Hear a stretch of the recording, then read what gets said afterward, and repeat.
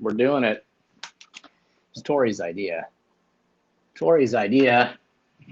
But she kind of, it was her idea, but she's crafty too. She knew, like, if she says it, what's up, T? And we got too many T's in here. You know, it's like when you have someone.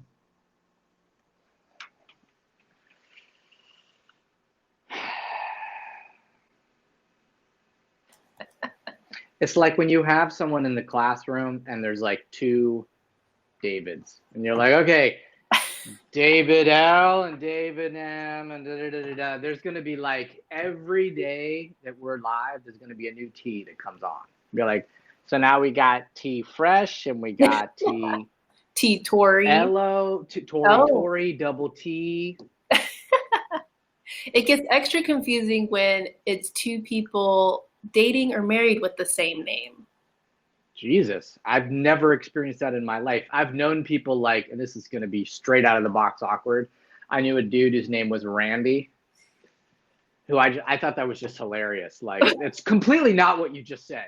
I just had to put it out there because it's like, it's just awesome. Like, it's awesome on so many levels. And I've known, individuals that have a name that could go like, it sounds feminine or masculine, whatever. But I've never known a couple where they have the same name. Yeah, one of my friend's cousins, I don't even remember what the name was, but they have the same name. And then Dude, great story, bro. I know. Then when you get married, it's the same first and last name. Oh my God. And what if it's even spelled the same way? That's a disaster. I've heard of a Taylor, like two Taylors, and I don't know if that's my friend's cousin or it was another couple I've met. There's been two instances where I've heard of couples with the same names, and I'm like, I had to actually think like Taylor. I remember girl Taylors growing up, and then I feel like I've come across like dude Taylors. Mm-hmm. I don't know anyone that's well, but I knew a kid growing up, and I was at summer camp. I was like one of those, like, when you can't get any other job as a kid, and so they hire you as like a camp counselor helper for the summer. And there was a kid, his name was Justin Case. And I'm like, shit, I can't even. Oh, that's it's just funny. And he was the coolest fucking kid, Yeah. So like, thank God he's like in on it. And so yeah, dude, my had some good humor.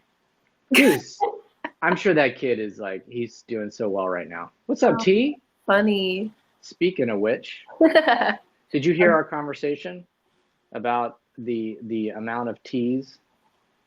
What's going on, T? We got a lot of T's in here.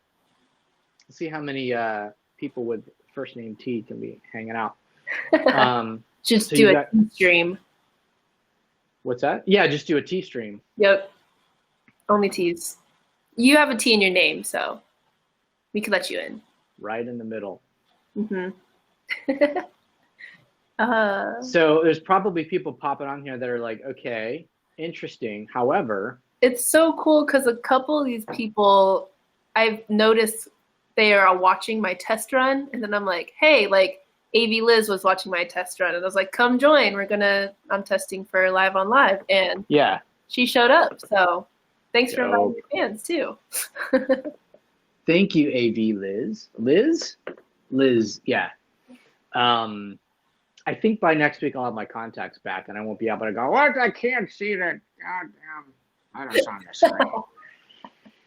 But that's what it is, and I'm sort of like lurching in. It's like, what does that guy keep, like every few minutes he's like, oh, it's like Frankenstein. It's creeping me out.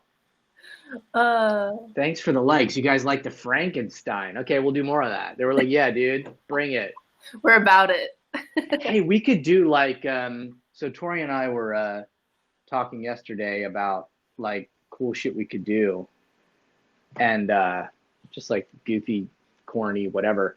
And now I'm thinking like it'd be easy to get like a Frankenstein. Frankenstein's pretty easy. I can get like the two things coming out of my ears and just be like, have like a Frankenstein moment. Like halfway through, we'll do like a sponsorship. There you go. That could be like a goal. How do you say your name? Billiam? Billiam? Billiam? It looks like a William with a Bill. Oh, it's like Billiam. Yeah. I get you. Thanks. T, thank you. I can't wait to have you on at 11 so you can sort of formally meet Brit. She said she's performing a new rap she just wrote. Hell yes. Yeah. So for you guys that aren't familiar, T Fresh is coming on at 11 right at the end of this interview we're going to be doing with an amazing music producer, music guru, Brit Fox, based in Cleveland. And so Tori and I don't even know if people that are coming on here are like, is this a girl's stream? Like, does that even, because when I'm on you now, I don't think like, oh, I'll go to the one that says, I just go to what I see. I don't give a shit whether it says really. But maybe people are like, is this? That's a good question for the audience.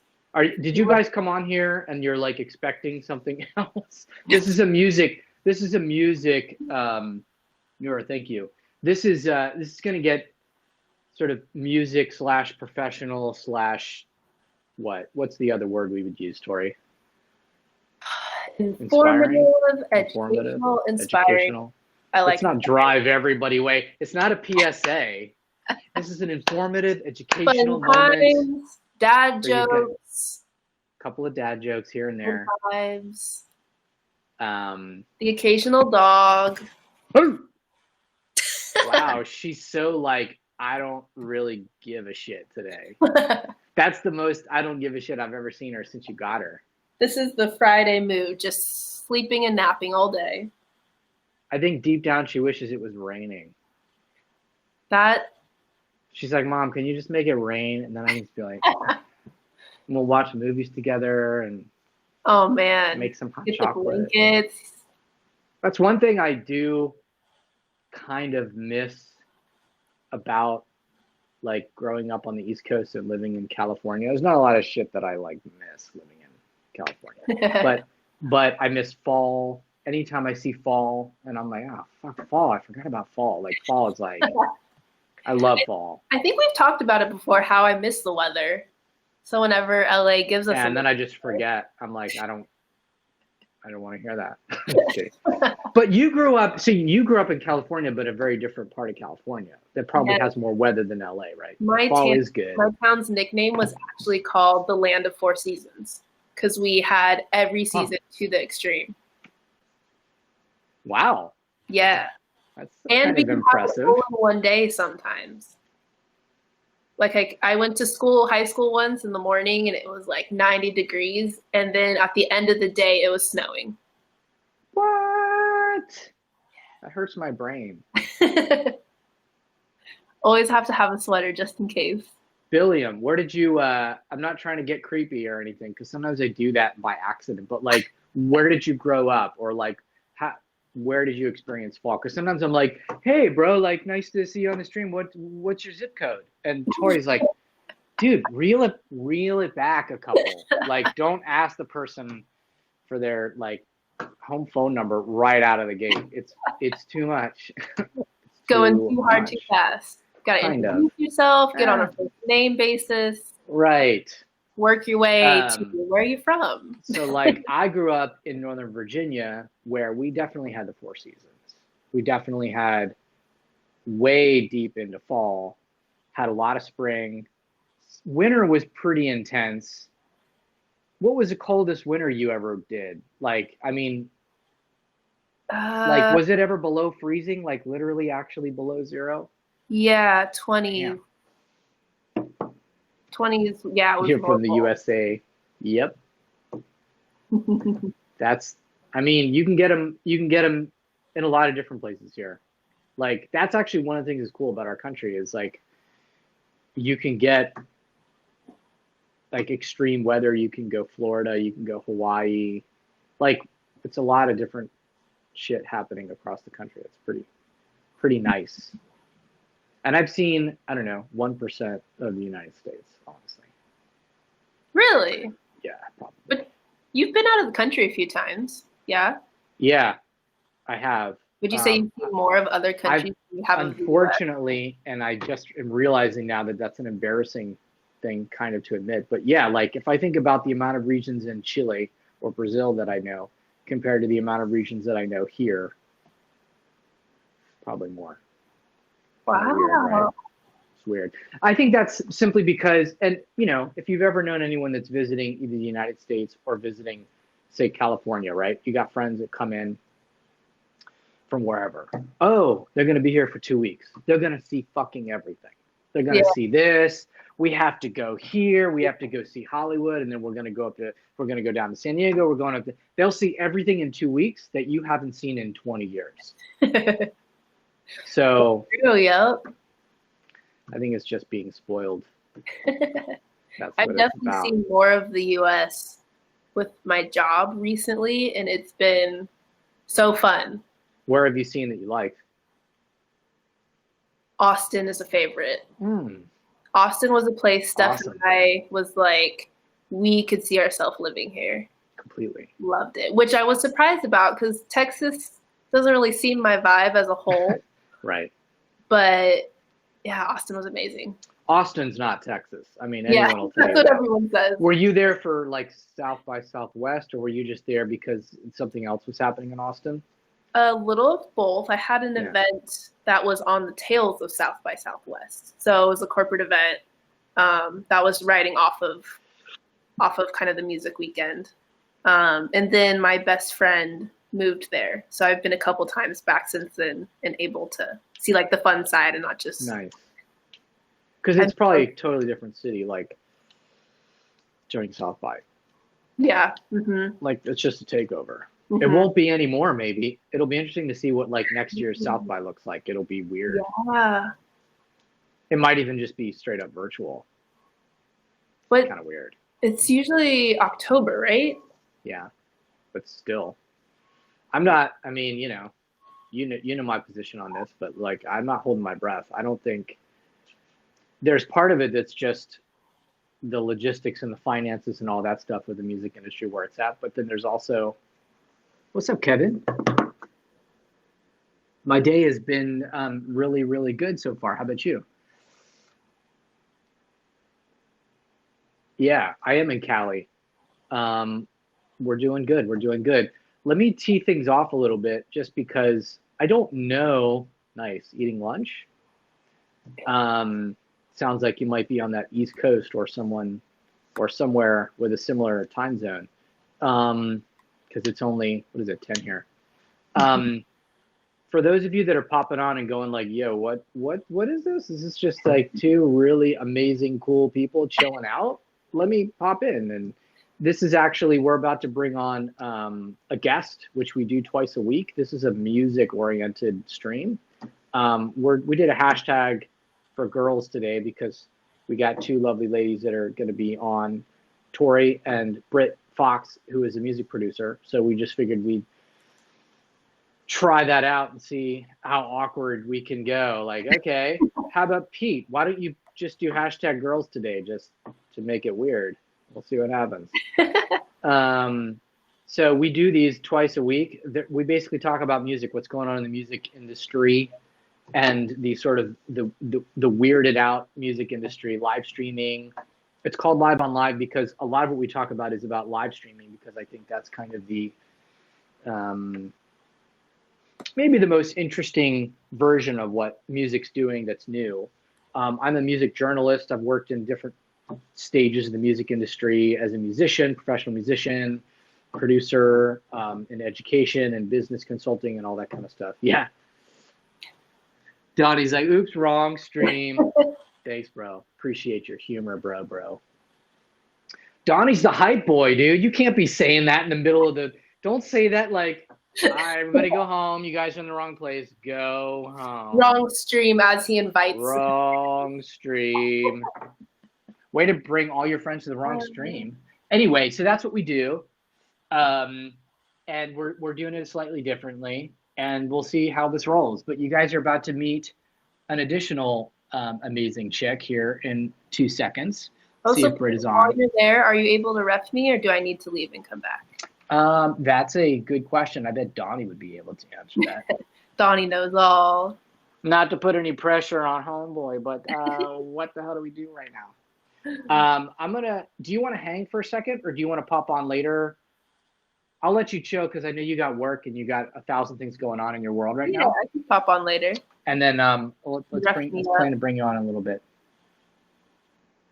Mod, ref. Only 3-letter words here. That's all. Okay, so Pete is the king of the worst multitasking ever. Like, I literally felt my brain going, okay, do this, do that, do that, do that. And I was just like, did you all see that for a second? It was kind of fun. It was like, what's wrong with that kid? He's like, it's like not working. He froze. Like, he literally froze. I cannot do 2 things at the same time. Actually, there's only one, let's see, assign. There's only one time I can multitask. Well, maybe 2 times. We won't get it that one. But the one time that I can multitask is exercising. I always feel like I want to be doing something else while I'm working out, which is, I don't know if that makes me a douchebag. Scotty, good to see you, man. This is Scotty's, what's up, Kim? Oh, damn, it moved. I tried to bring in Brit, and then like some people popped in. Thank you very much, Kim. Brit, do me a huge favor, and can you raise your hand? Because I just tried to literally drag you in. Good to see you too, Scotty, or kind of see you in the room. Oh no, it's not. Do me a second huge favor, Brit. I'm assuming that you're on a browser right now. So do me a favor, close the browser up, open the browser up and pop back in again, because for some reason I'm not able to bring you on. And most of the time when that's happening, that solves it. So we'll see you in a couple. So who else is here? Come on, Donnie. Let's hype up the room, dude. Good to see you, Kim. T's in. See who else is in here. Scotty, this should be a good one for you, dude. Right on, right on. Scotty's Cali also. Oh, yes, it worked. God, I love that when shit works. What's up? Hi, I was just taking a selfie. How's it going? So here's my impression of Brit yesterday, acting like she's like not super excited to be on camera. And hey guys, I'm kind of nervous. It's like, that doesn't sound believable. I'm super nervous. Can you guys give me a couple of tips? Because I'm really nervous when I'm in front of the camera. And then she's like, yeah. Well, I don't understand these the language of this yet. So I'm still, there's trophies, there's the I'm all over the place. Yeah, no. I think that has been and continues to be our biggest strength is we don't know Tori and I don't know what the fuck we're doing. We really don't know what we're doing. And I think that's why people kind of watch us. It's like, this is fascinating. Like they're not pretending. They're really that horrible. They're like, he doesn't even like seem to know like what a mod and a ref is, man. It's really, I love it. Yeah, totally don't even trip about it. But it's great to have you on. We did something. So what's cool about Tori and I is we sort of have the same mind.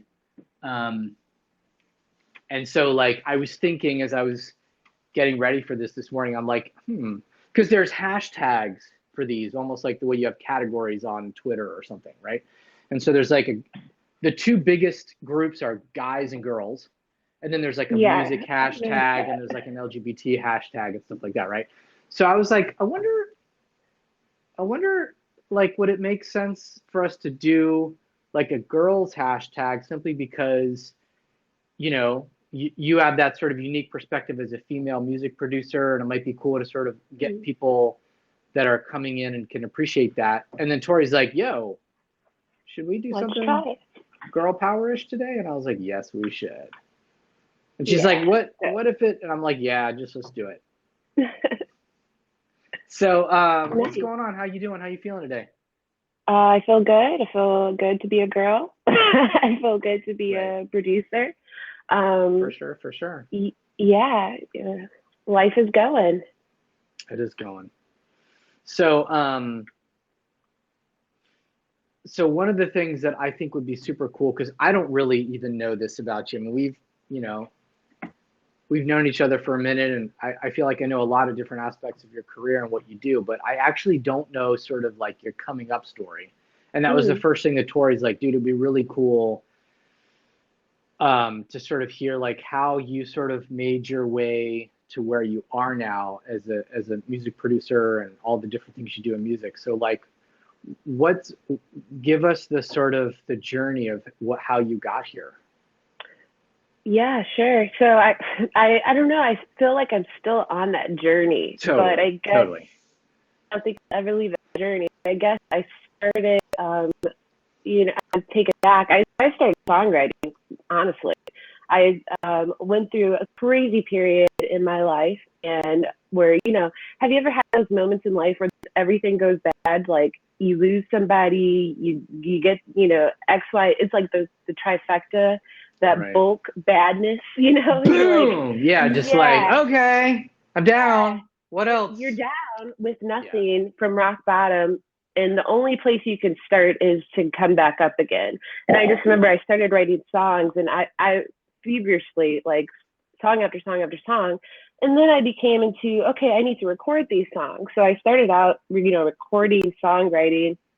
And I would go to recording studios. I'd go to songwriting sessions locally.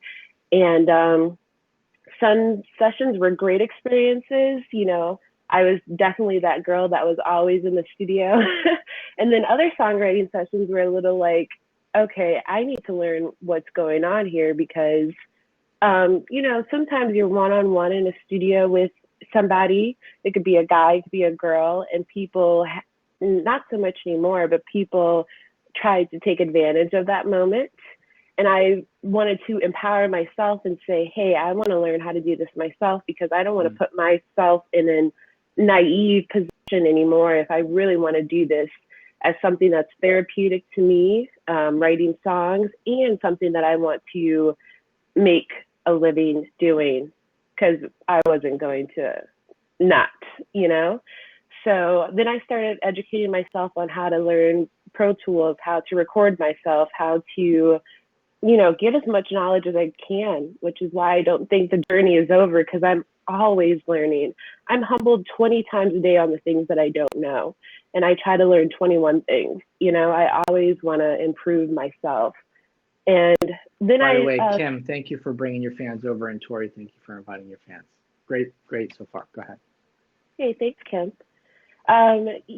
So and then I started working with other people. I think people started to say, oh, Brit, she writes dope songs. And you saw that video where I wrote the song in 5 minutes while being recorded. And then I started, seeing the potential in other people, especially females or people that come from a similar background that I come from, and, seeing the potential in them. And so being a producer, you always have to be inward looking because you're always trying to maximize your own potential as an individual. You can't tell people to do something that you wouldn't do yourself. And I do all the time. I try to do that. I'm like, try this, and if it works, tell me, and then I'll try it. Yeah. That's how I roll. Yeah. But yeah, in this industry, you definitely have to be. You have to be authentic. So if you're going to tell other people to do it, you need to practice what you preach because you can tell that right away, the people that are fake, basically. So, yeah. So like I said, never-ending journey. This is just the beginning. But that's how I got to this moment right now. Dope. So there's a couple of things there that we could unpack if you're down for it. One is I'm curious. Open book. So when you describe those moments early on where you're sort of first going into the studio and you feel somehow, you use the word naive, right? Yeah. And that could mean a lot of things. I mean, for some people that means I don't know how splits work. I don't know how someone gets paid or if they should get paid or if I should get paid. There's the financial sort of business side of this that I really don't know how this works. Then there's also other sides of it. Like I'm not even sure how the power dynamics work in this. I'm not sure how I should communicate X or Y or how to ask for or how to clarify, which is different, right? So Yeah. I just lost do you want to talk about like, okay, here's where the things that were unclear for me, and then here's some ways that I found out how to do those things. And it could be any of those things or something else that you were thinking about when you said that. Yeah, so I definitely think research is key. You know, just because somebody tells you their version of the story, I would dig a little deeper. So how do you research? Sure. Yeah, thanks, Obi. Trial and error. I would I would pair it with an experience. Like if you're trying to learn about how splits work, for example, I would start collaborating. So you'll see how, you know, collaborator A does something with splits, and then also Google, see, research what you can find there, and then join in professional organizations. So if you have a PRO like ASCAP has, they just ended a whole virtual summit basically, which is like a conference where you could talk to people, listen to, you know, boards, what they have to say on that subject, and then use what works for you. Like I know it works for me. If I'm collaborating, I love doing even splits. I think everybody's contribution is just as even, but that's me. Some producers prefer to take 20%. They never want anything else. Some producers say, hey, I want more than that. You know, you have to communicate with the person that you're, you know, creating with, and then figure out what works best for you. Right. Yeah. So if I were to sort of extrapolate from that, it's, you know, there's a certain value in repetition and experience. In other words, the first time you do it, you literally have you don't have that much, even if you've read 10 books on the subject. By the way, are there any books like the Donald Passman book? I don't know if you've read that book. That's kind of a classic. There's a still pretty good. It's somewhat dated at this point, but there's a book called Everything You Need to Know About the Music Industry. By Donald Passman. It's really a good primer, but I don't think if you read that book and then go into your first session, you truly know what's going on yet. But it at least gives you like, here's what a split means. Here's kind of like the basic fundamentals, right? Are there books that you found, or websites, or maybe it's conventions that you think like consistently give you reliable information? Yes, I think Taxi is a great resource, honestly. Taxi's great.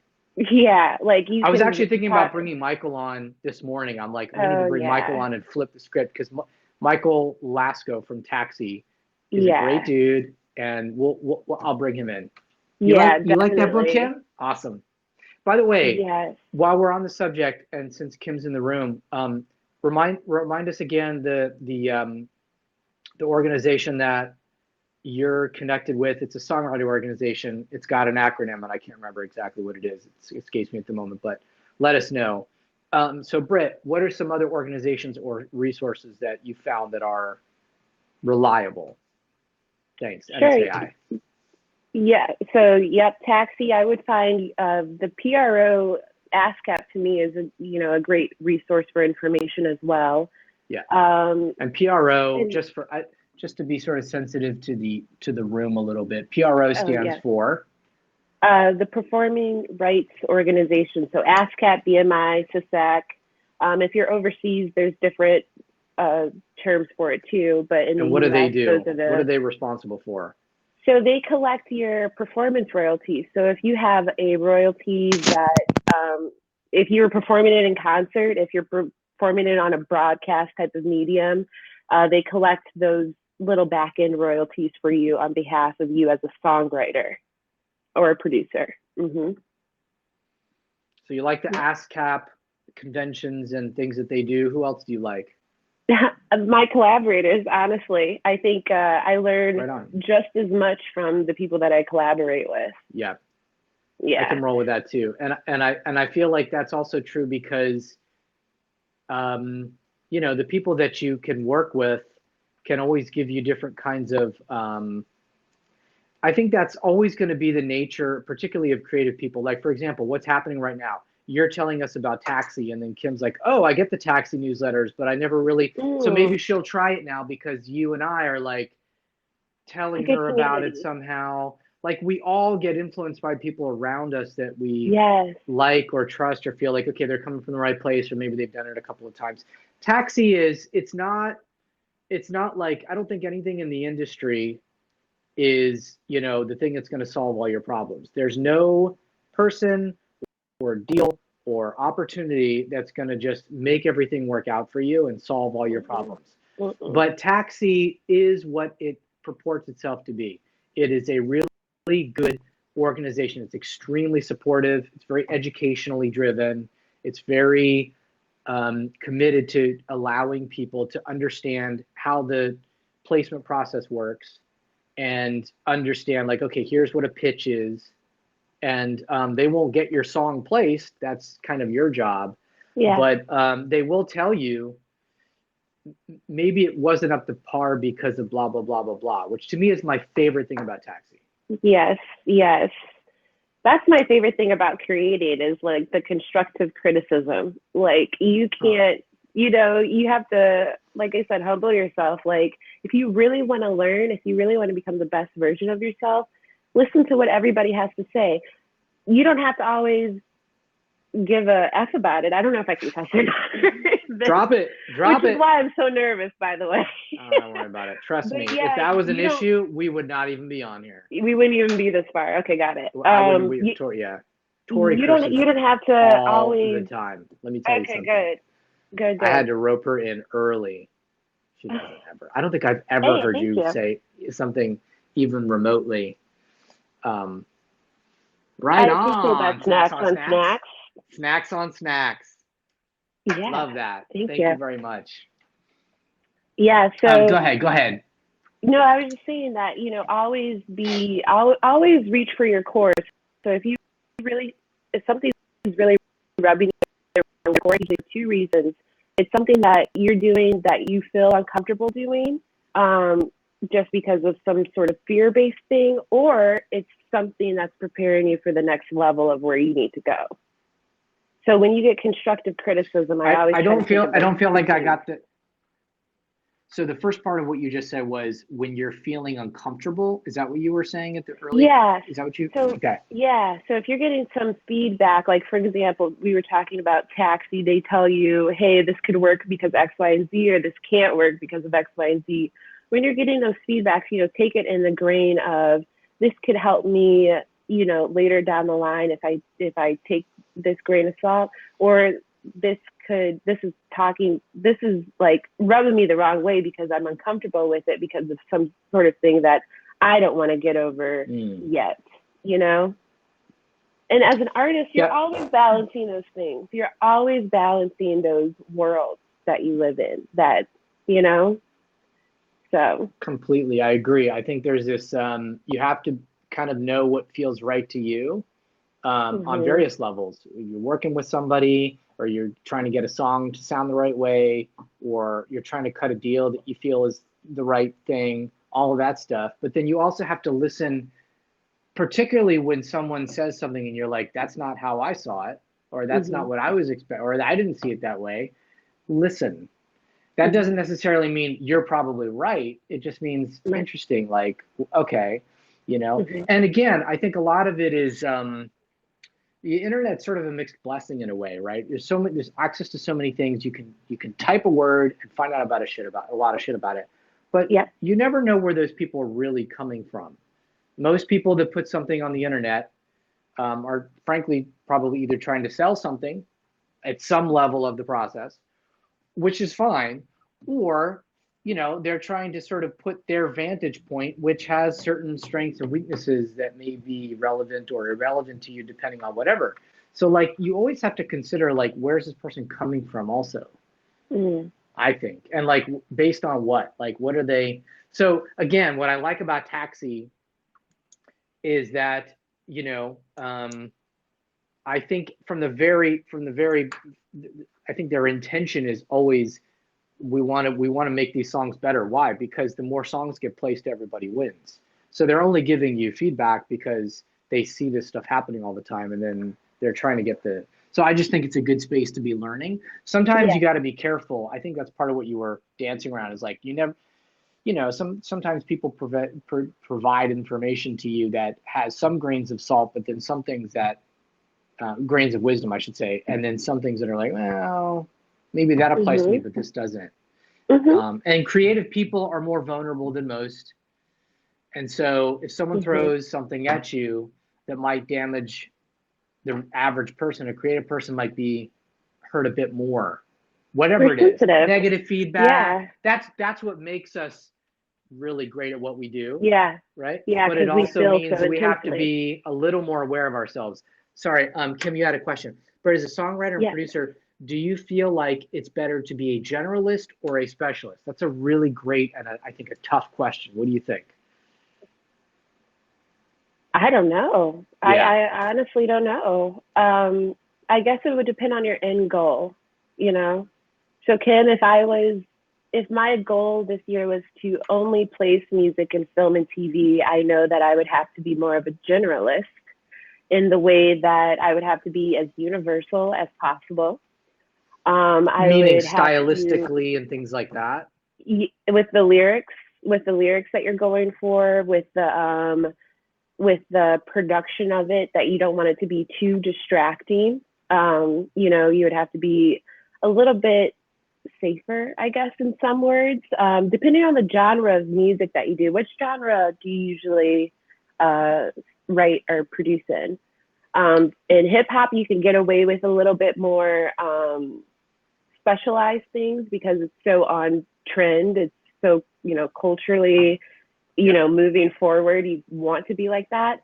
Okay, so country. So yeah, I think country and hip hop are very similar.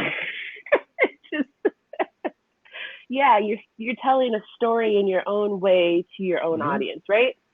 So in country, if you're writing for film and TV, it should tell just as good of a story as you would if you're writing for a recording artist in country. So in your lane, I would steer towards being a little bit more specialized. What does that mean exactly? So Kim, maybe you can, you know, if you want, we could take that question to like the next level, which would be like, well, you know, I'm thinking about doing X, Y, Z. Would you recommend that I do P or D or Q? Like, go ahead and, you know, and you don't have to do that, but I think you make a good point that like it sort of depends on the situation, and I like the fact that you start with, well, what's your end game? Because that's going to tell you, it's like, how do you know what your strategy should be before you know, like, more or less where your destination is going to be. So Kim, if you want to go a little deeper with that, we can. If not, totally fine. What about you, Brit? Like, you wear a lot of different hats, and yet you sort of feel like, and I feel like, you know, you have a certain lane that you kind of do. How do you feel like you kind of navigated that? And I'll let Kim sort of follow up. So for the past 3 years, I've been focused on radio, but I'd like to start exploring sync. I'm assuming what you mean, Kim, is, by the way, do you want to just pop on and like we can chat? I can bring you in for 5 minutes and you guys can chat. Totally up to you. You're totally welcome to. Just let me know. I'm assuming what you mean by that is I was trying to get airplay, right? In other words, I was trying to focus on writing songs, producing songs to get airplay. I think that's what you mean by radio, to monetize and get exposure and get audience and maybe other things with that. Sometimes airplay leads you to, I don't know, management or whatever. Gotcha. Writing songs. Oh, you were pitching to radio country artists. That makes sense. Okay, that makes total sense. So Kim, I guess, you know, you could take this opportunity to watch a lot of film and TV, right? And see what popular scenes keep reoccurring in music that features country artists. So if you were watching, you know, just hypothetically, let's just say Arrested Development, because I was watching that last night. If they had a placement opportunity in there for some country, it might have been under a love scene. It might have been as they were driving in the car, going somewhere. So just think of those like popular scenes that, you know, obviously will keep coming up. If they're in the nightclub, if they're, you know, line dancing at a bar or something like that. And then what type of music do you notice is playing in those environments? And try to write to that and, you know, do the whole songwriting, write 1,000 bad songs to get that really good one if you need to do, but just keep doing it and keep doing it. And you'll start to realize that those can find a home very easily in the film and TV world. I hope that helps. If it doesn't, ask me a little bit more, and then I could get deeper. Yeah, and like I said, Kim, if you want to pop on, you're absolutely welcome to. Here's my thought on that. Number one, when I think about particularly hip hop and country, and you said, you know, those two worlds seem very similar to me. They're storytelling. Yeah. And they can have a lot of words. Country songs have a lot of details, and hip hop songs often, not every single time. Some mainstream stuff is just kind of like not a lot of words and more sort of mojo and vibe and groove and shit like that. But at the end of the day, hip hop comes from a very word driven place. And that can be a real challenge when you're getting things placed on TV and film, because every single word, that's fine, that's totally fine, but you're always welcome, Kim. Words in a song are much more likely to clash with what's going on in a scene than notes in a song. In my opinion. In other words, every single word you put into a piece of music, if you're trying to get it synced to picture, has the potential to be the wrong word for that scenario, because you're writing a song independent typically of that scene that's being created. So if you write the word dog, or you write the word table, or you write the word sunshine, and it's night, or there's a cat, it's like, nah, it's not going to work, right? Yeah, try not to use any, like, you know, person, place, thing. You know, don't say Cleveland, Ohio. Don't say, you know, anything too, you know, directive. Do you think about that when you're writing for hip hop, and you're like, okay, I want to get this thing used in blah blah blah? Do you sort of try and describe things in a particular way that's a little more general, so that it could work in more different kinds of contexts? Yeah, totally. I think it's so funny that I don't know how to say his name, is talking about OnlyFans, because, like, for example, if you write in hip hop, there's a whole lane for stripper music. There's a whole lane for, you know, music that can be used in an exotic environment, and I get paid for that shit. So, you know, so you really have to, like, know your lane, know your audience, and you get royalties from it. I found out that there's a song of mine that's being used on TikTok right now where people are working out, and then I have to look at myself. I'm like, I'm not even working out to that song. I need to work out to that song and post it on TikTok. So you'll find out too, even when you get your royalty statements, where your traffic is coming from, and you could choose then to maximize on that traffic, or just be like, hey, you know, fuck this. I'm about to work with Kim. We're about to make country music for the next year. You know, you can do that as a songwriter. You have that freedom. What song was it that was on TikTok? It's a Latin song, which is really cool. It's called Sonre, so it's SONRIE. Yeah, me and the Track Cartel did that. Yeah, I like we were working on Cartel Crew, which is part of Big Fish Entertainment. Yeah, is this song on Spotify or on your website? Yeah, or their website or something? I don't have it on my website, but it is on Spotify. I need to get better at that, like keep updating what I've created and sharing it. I guess I'm that producer songwriter. I like being behind the scenes a little bit more than, hey, I did this song. You know, I like to be the observational one where people are playing it and they don't even know that I did it. You know, like I love that vibe. So Tori has a good question about TikTok that I think is kind of a work in progress. I mean, are people getting TikTok royalties right now? I guess you are. Yeah. I wonder if it depends on how it's structured and who's monitoring that, right? Totally. And if you did, you know, if you registered it with a PRO, if you have all that information in place, then you can generate from that. I just got an email. Do you read Music Business Worldwide, Brit? Ooh, I don't think I'm familiar with that, honestly. They're awesome. Worldwide. But there was just something recently, and I'm literally scrolling to find it again, that's relevant to this. It came in a day or two ago, but it was like apparently it's kind of third party, so I don't know exactly what happened. So don't quote me on this, although I'm probably going to quote somebody else in a second.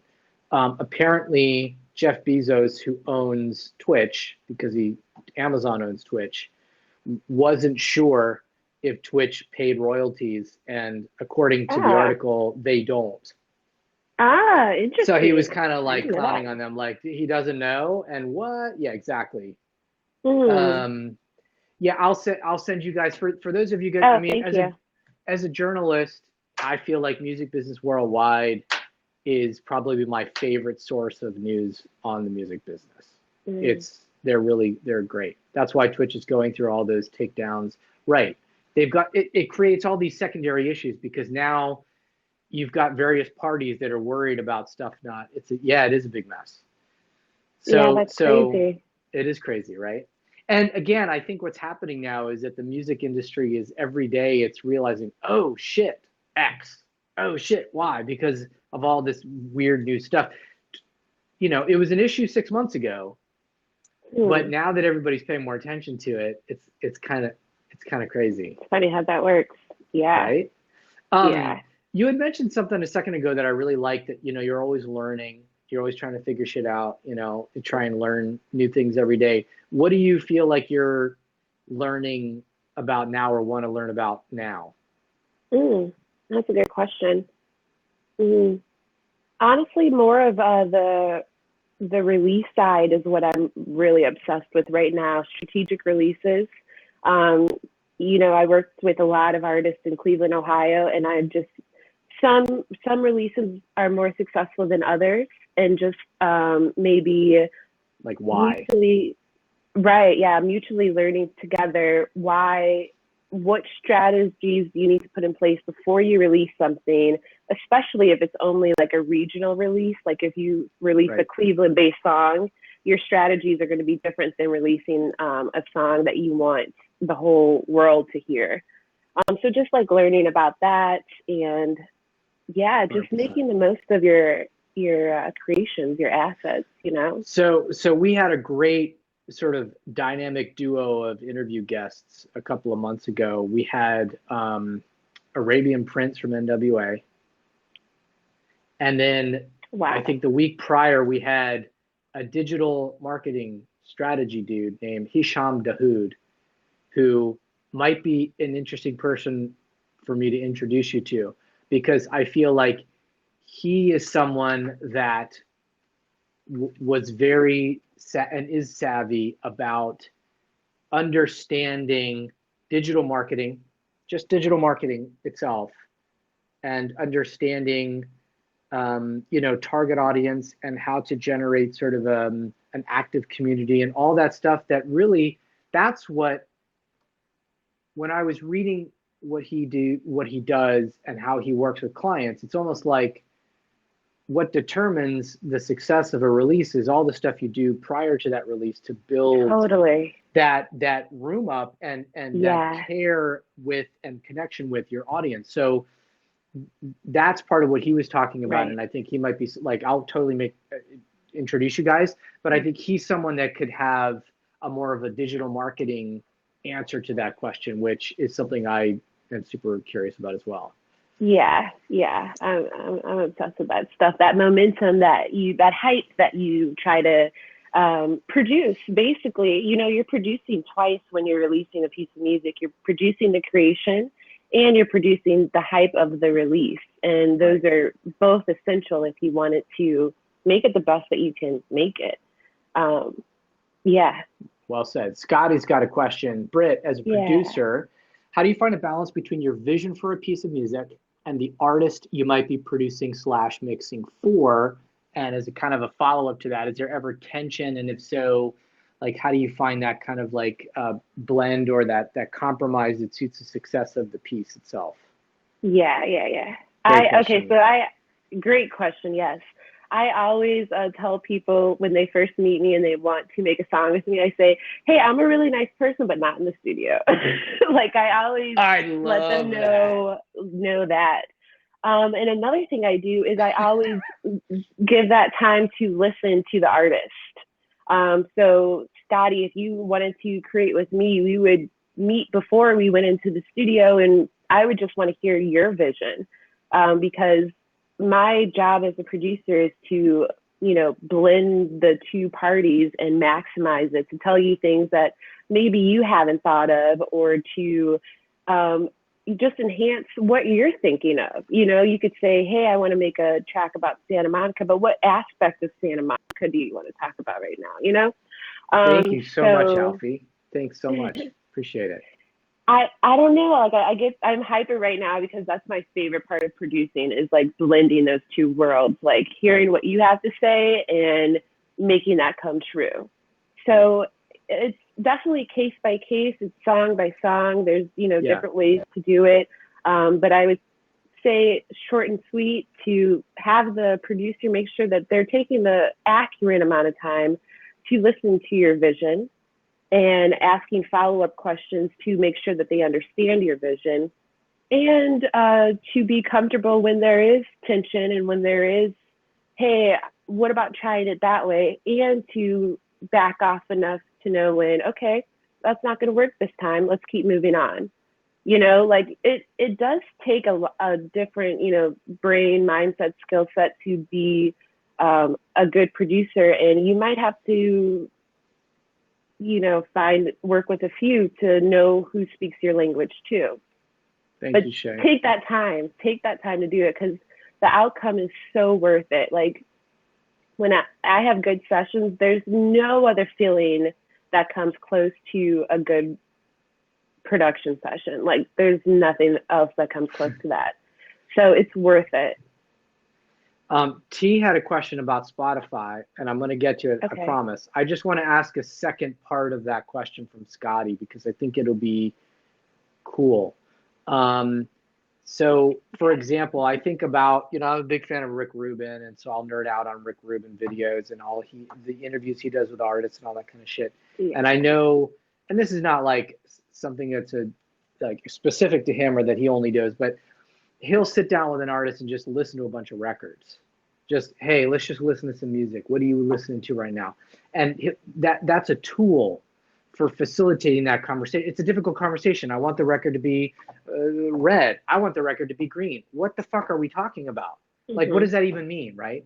But if we start to listen to some records and you're like, I really like the drums on that, that's something that can be useful and that can help build that sort of compromise. I don't like that word, but that sort of blending of the two energies. So if listening to some records is one tool that you can use or that you found useful for that conversation, what are some other ways that you found, thanks, Zay, to sort of make that conversation fruitful and sort of put some details into that so you guys actually know what to do next? Okay, so you're asking what's some more detailed things that you could do to...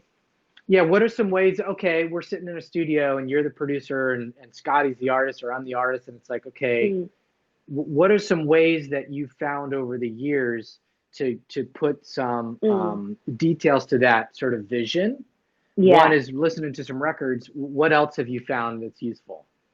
Visuals are really useful to me now too. Yeah, like especially if we've like, you know, linked on Instagram, I always have somebody try to send me a visual of what they mean too. And that is like a future back question, because if you're planning on releasing the song, you're gonna have to do the album art too. So knowing kind of visually what you're thinking about already, you know, full circles it all the way.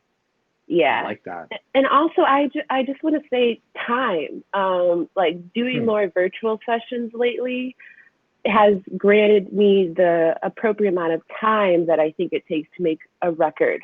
So when you go to the recording studio, you're probably watching the clock, you know, it's X, Y, and Z an hour, and you're like, hey, I want to make the song, let's do it. But sometimes you simply just need the time to get to know me, what type of energy I bring, and vice versa, get to know you as an artist, what type of energy you bring.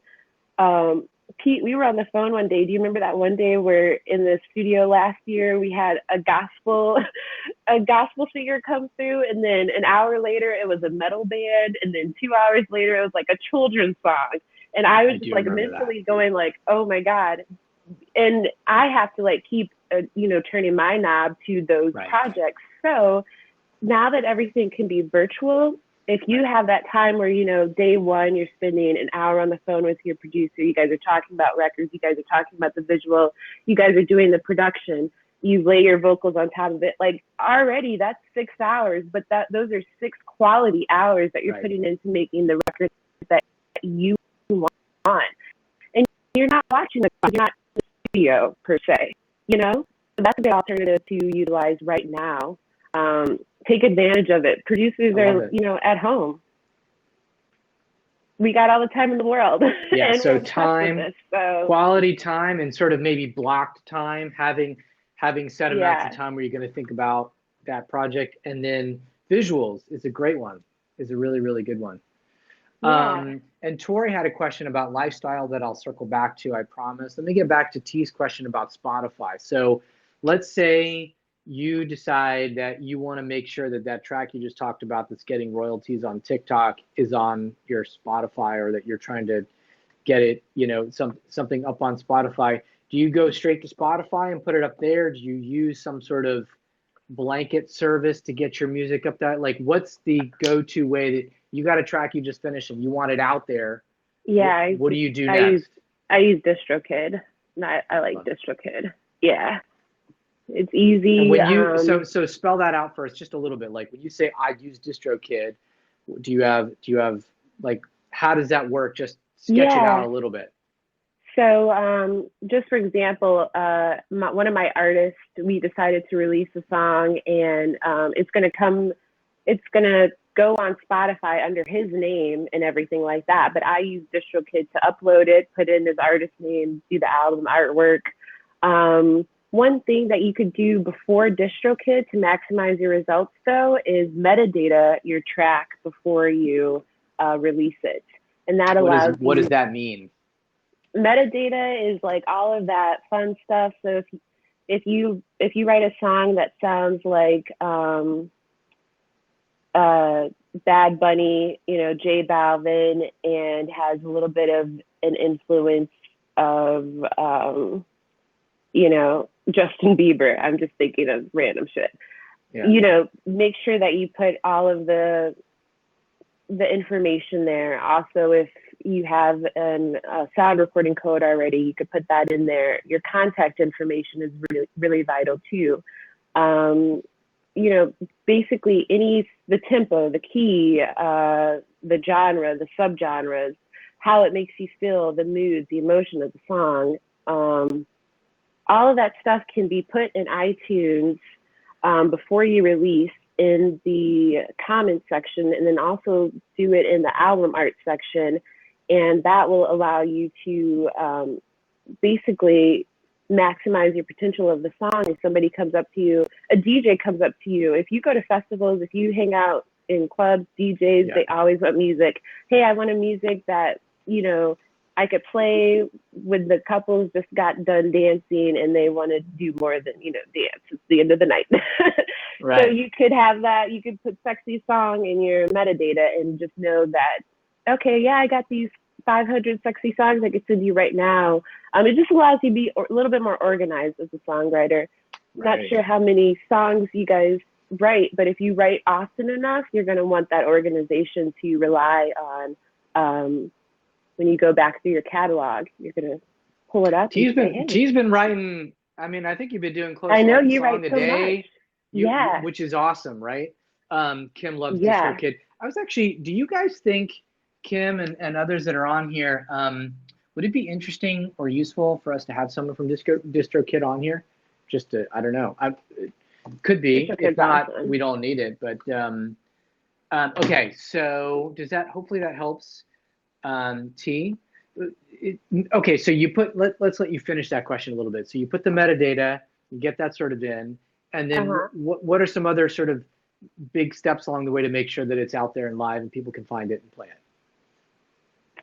Yeah, once you do that and you hit DistroKid, I think you're pretty much good to go as far as like the A to B. Okay. Like you said, there's a whole bunch of momentum that you should lead up to, you know, pushing that live button. But at that point, it's out.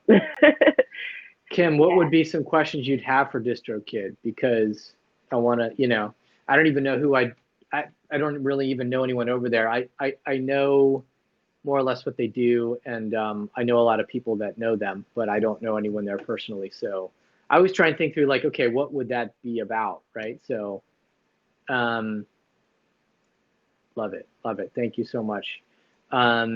So Yeah, put it into the. I think just, you know, use DistroKid and kind of walk through it that way. Thank you guys for bringing your friends and for fanning us up and stuff like that. Tori had a question about lifestyle and sort of work-life balance and how you've done that. So, and dude, this is one of the fastest hours we've ever had. Like, I looked up and I'm like, there's no way it's 10:48. Like, we've been talking for 12 minutes. Like, there's just no way that happened. Wow. Yeah. So lifestyle-wise, what would you say you've learned, or how have you sort of made that balance work with music and sort of other things that you have going in your life? Yeah, it's hard. You know, it's never a perfect 50-50. I just try my best. I think that's the lame answer to that question is I know that I want them both in my life. You know, I want to be responsible. So I want to make sure my family is okay. That's why I'm doing this. You know, royalties feed my family. Once they grow up, I know that they'll be somewhat set, you know, even if it's just pennies a day. And I know that I'm on this earth to make music and to collaborate with others so their families can eat. So when I wake up every morning and I know that that's why I'm here on earth, it makes it a little easier, but it doesn't make it less hard. It's a hard thing to do. So just keep doing it, you know? And if you guys have any advice, I'd love to hear it because I can take it. Yeah. So. No, I think that's, you know, I think it speaks to sort of like, you know, knowing why you're doing it in the first place, and that there are certain things that actually connect what you're doing for your family with your family, and what you're doing for your music with your music. And if you can find that connective thing above it, it's like, well, I'm doing it for these reasons, then, you know, it doesn't feel like you're sort of like taking one hat off and putting up on another all the time. You're kind of like more or less the same person, but you walk into one room and then you walk into another room, but you're more or less the same person. Kim said, I'd love to hear tips for getting great vocal takes. Yeah, I got tons of tips on that. I think it depends on the type of song you're creating too. You know, intimate vocal takes require a little bit more tip-wise than an aggressive, you know, baddie type song. One thing I really like to do is always do that level take first. So when you first start running through it, even if you make a mistake, the goal is just to get all the way through it, right? So do that all the way through take. And then I would also do layered takes in different tones. So if you have a very monotone take, which is a good tip for country and rap, if you have a monotone take, record all of that down, and then maybe take a step back from the mic and record a very expressive take where you're, you know, highlighting every, you know, syllable in your music, and then have a really up close, intimate take where you're talking like this. And you'll start to hear the cadences of certain lyrics in your song where they work better than others. And then your producer or your audio engineer, your mixing engineer's job is to comp those takes and highlight them at different areas. So I would definitely try to do at least that one run through take, 3 different tone takes, and hand it off to the people and say, hey, that's the best I got. Do something with it. And I think they'll be good with that. What about particular mics or vocal chains or things that you do that just you feel sound great or get a good performance? Yeah, I swear I'm not like trying to be a geared slut with this, but I swear by that Slate mic. Yeah. You know, obviously, you know, there's great mics. The Slate allows you to get, you know, different mics in one mic. So, yeah, it depends on. I would have to hear your voice a little bit to give you a little bit more advice Kim's with got that a great particularly. Voice. Okay, great. Yeah, she really. I see it. She's like a producer. She's like, oh wow, like we gotta. Awesome. You'd want to produce Kim's vocals. Like your vocals sound great. But the Slate. Yeah. So not into the gear. The Slate mic, in a way, is for people that hate gear, right? Because it's a single mic. It's a single mic that's basically like a very neutral, designed to have just a flat response. And then it comes with a bunch of software and tools and things to sound like a Neumann mic, to sound like an SM57, to sound like a blah, blah, blah, blah. So not only does it make it this overwhelming, oh, I've got like a mic for this, and I have a condenser mic into this, but also you can A/B stuff very easily. I like that, I like that, I hate that, like that. Great, so we'll go with number 2. And it just makes it easier, right? Like a Slate is a great tool. Super glad they're out there. Yeah. Yeah, and as far as vocal chain, one thing that I'm going to implement a little bit more today when I'm downstairs in the studio is I've heard from a mixing engineer, Grammy award-winning mixing engineer, Rob Shirelli. He was on a show recently where he suggests putting the filter on top, and then the EQ and compression, and then, you know, all the sexy stuff like reverb and things like that. So we'll see how that works as far as the chaining, but I usually like to keep it very simple as far as, you know, the EQ. I only push it up 3 dB, down 3 dB. I don't get too extravagant in that area. Yeah, very minimal changes. And then when you get to the creative side, I think that's when the fun stuff starts happening. So like when you start, you know, putting on the verb and then doing the automation. Yeah, use After automation. Yeah. Dope. That makes a big difference.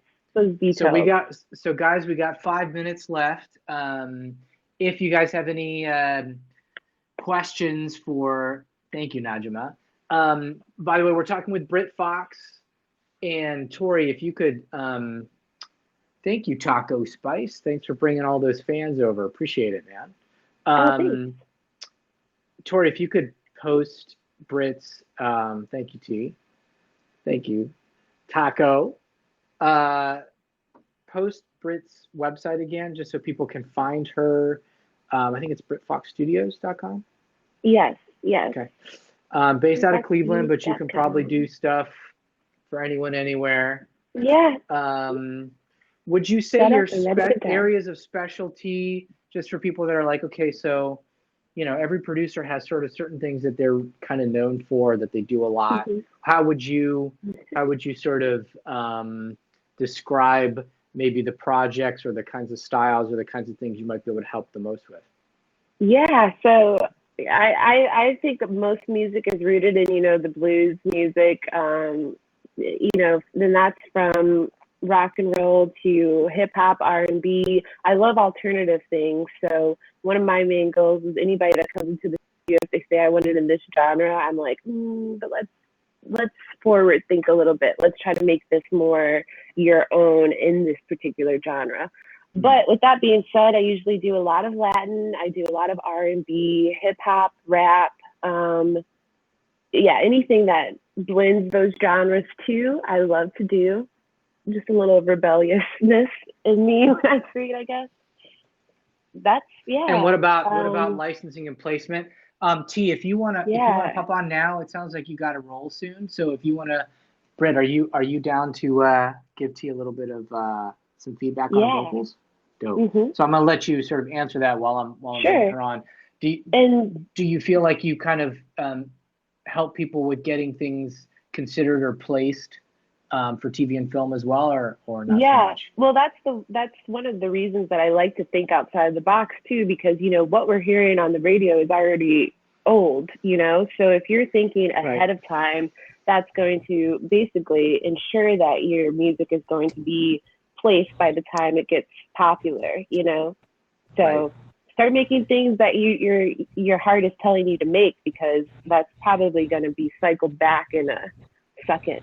Right. Hi, T. T Fresh. Hey, What's going on? nothing much. I'm just gonna do a quick rap because I gotta Go go. for it. Yeah, go for it. Go for it. It's good to have you on.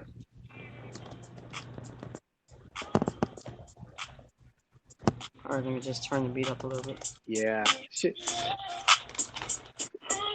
The name is T Fresh. Check the style of frame. Brought the mic, make the whole hood wanna sing.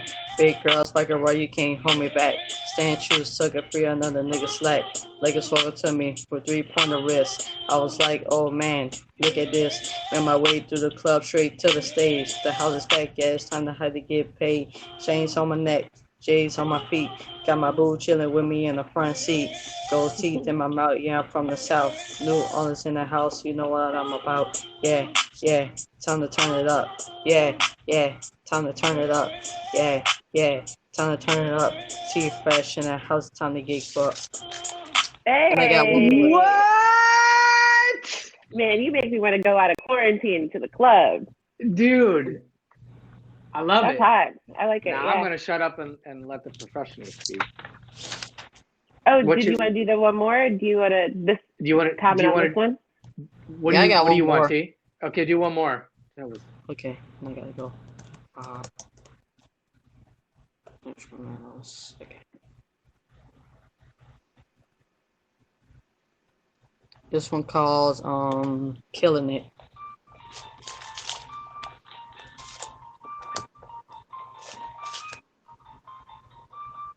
I'm gonna put this in a little attitude, so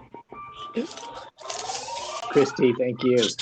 killing it everywhere. Everyone knows I'm there. Everyone knows I care. Everyone knows it's me. Everyone can be me. Everyone's in the streets. Everyone's going crazy. But I ain't lazy. I'm with my crew. Yeah, this is what I do. Yeah, this is what we do. And they say, ooh, climbing to the top. I never stop spitting all these bars. I'ma go hard, driving people crazy. I'm in the Mercedes, and they say that's crazy. That's amazing. I'm playing ball. I'm a star. You'll play the guitar and rock star. Throwing tricks on the stage. I got rage. That's all I got. Big bet. Nice. Yes, good job. Clap it up, y'all. Clap it up. Very good. Fresh, T Fresh. Yeah, so I mean, like I said, I think it's great. I love the energy, which is the most important thing. One thing I would try to implement is just try to think of things, try to say things in a perspective that only you can say. There's sometimes where you could look at yourself from the balcony saying those lyrics and be like, okay, instead of me saying I'm driving people crazy, say, hey, I just made you bipolar. You liked me for 1 second, you didn't like me the next second. Shifting it into something that's just dynamic, that makes your audience not get it right away, but when they think about it, they'll be like, oh, wait, that's what you meant back there. Okay, you don't want people to listen to your song, one time. You want to set them up to press play again right after they're done listening to that track. But I think that was hype. I think you did great. I love how you put silence on part. Silence is just as important as the words and the notes and music. Yeah.